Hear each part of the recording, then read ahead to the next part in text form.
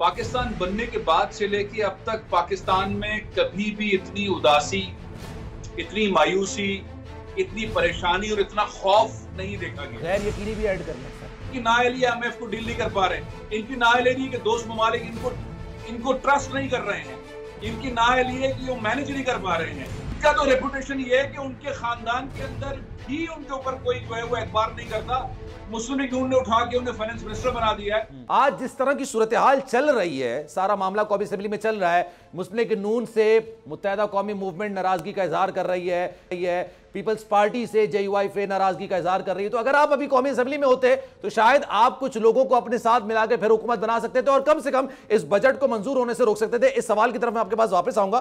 फैसल भाई भी मेरे साथ मौजूद हैं। जी फैसल भाई, बताइएगा लॉजिक सही है ये कि क्या अगर ये फोरम नहीं छोड़ते कौमी असेंबली का तो इस वक्त शायद अफसोस नहीं किया जा रहा होता, कुछ काविशें कर ली जाती?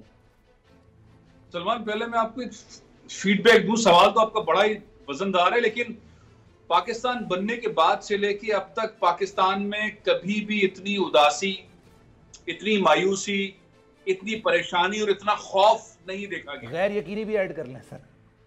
गैर यकीनी सूरत हाल भी जाहिर है, ये मजमुआ है कि पाकिस्तान बनने के बाद से आज तक कभी नहीं देखा गया।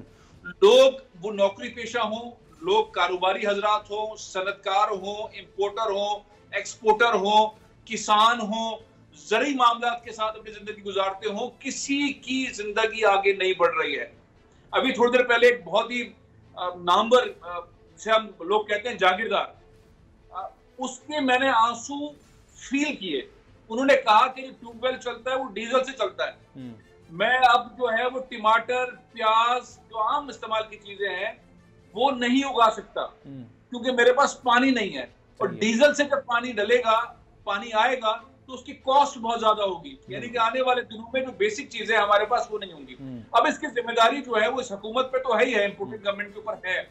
लेकिन जो आपने सवाल किया कि उस वक्त का जो फैसला था PTI का असेंबलियों से बाहर आने का, वो सही है या गलत? और दोबारा फवाद चौधरी साहब कह रहे हैं कि हम सोच रहे हैं कि हम अंदर असेंबलियों में चले जाएं क्योंकि मुत्तहिदा कौमी मूवमेंट भी नाराज है, बाप भी नाराज है, आजाद उम्मीदवार वो भी नाराज हैं, तो अंदर कोई तब्दीली आ सकती थी।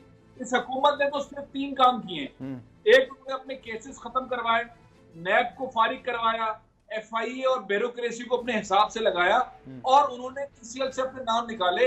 और अब वो जिस तरह से फेस कर रहे हैं, कोई भी हुकूमती वजीर पब्लिक में नहीं आ रहा, कोई भी जलसे जुलूस पब्लिक इवेंट में नहीं जा रहा, अपने हलकों में नहीं जा रहा। उनको पता है लोग क्या करेंगे इनके साथ। तो ये जो सारी सूरत हाल है उसमें हमने बिल्कुल सही कहा कि PTI की एक जिम्मेदारी बनती थी, अब भी खरास्ता है उनके पास। अब वो हुकूमत ये कह रही है कि हम 10 लोगों के इस्तीफे जो है वो मंजूर कर लेते हैं, इनको फारिग कर देते हैं। तो ये सारी सूरत हाल कुल मिला के पाकिस्तानियों के लिए परेशानी की, उदासी की और बहुत ही खौफ की इस अंदाज के अंदर बनी हुई है। वे आउट नजर नहीं आ रहा। वे आउट क्या है? पाकिस्तान आगे कैसे बढ़ेगा? ये जो दोबारा से 50 रुपए की आज आपने खबर सुनाई है, जाहिर है कि लेवी बढ़ने के लिए जा रही है, अप्रूवल आ गया है, तो परसों जो है यकम आ जाएगी, कल रात को फिर ये 10 रुपए 15 रुपए बढ़ा देंगे, ये हो सकता है 50 रुपए बढ़ा देंगे।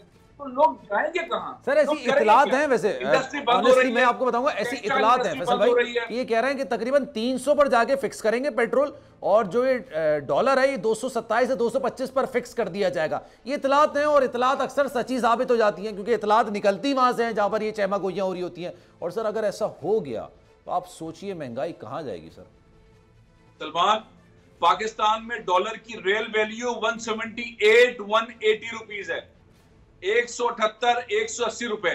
ये मैनेजमेंट हुकूमत की होनी चाहिए कि वो इस तरह का माहौल बनाए कि डॉलर उतना आए, डॉलर उस तरह से रहे। ये तो इनकी नाअहली IMF को डील नहीं कर पा रहे, इनकी नाअहली के दोस्त ममालिक इनको ट्रस्ट नहीं कर रहे हैं, इनकी नाअहली है कि वो मैनेज नहीं कर पा रहे हैं।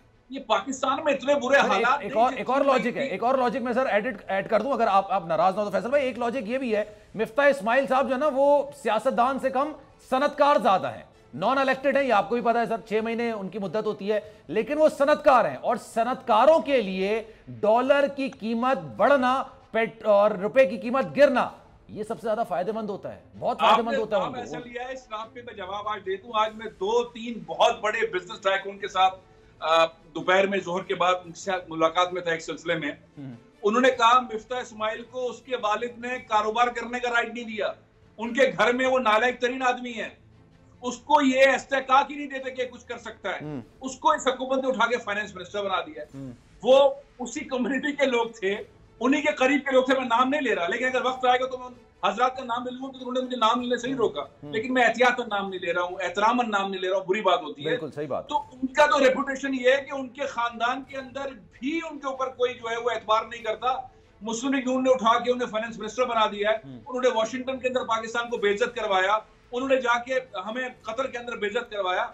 उनकी तो पॉलिसीज, वो स्टेटमेंट कुछ देते हैं, होता उल्टा है, जो वो कहते हैं होता उल्टा है। तो वो तो असल में बस मैं क्या कहूं कि उस आदमी को आके बना दिया, और वो ऐसे ऐसे फैसले कर रहे हैं जिससे आम पाकिस्तानी, आम ताजिर, आज सनतकार, स्टॉक एक्सचेंज का आदमी, कोई भी आदमी इस वक्त पाकिस्तान में मुतमईन नहीं इस हुकूमत की पॉलिसीज की वजह से।